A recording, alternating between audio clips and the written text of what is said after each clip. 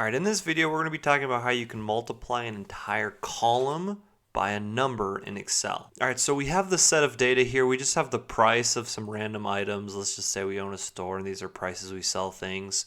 And for whatever reason, we want to multiply all of these numbers by the same number, which we've indicated here to be 5.5. Typically, what you would do is you would take the 10 times the multiple and you hit enter.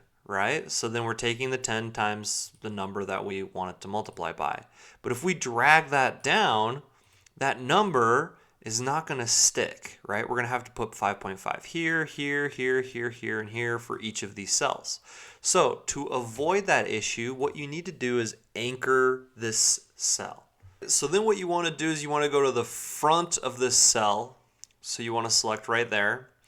And on my keyboard, the shortcut is FN F4, and what that's going to do is anchor the cell. If that didn't work for your keyboard, you can simply just type a $sign in front of the E and a $sign in front of the number, and that will anchor the cell. If I double click this square in the corner, that formula will drag down, and we can see that it keeps that 5.5 throughout the formula.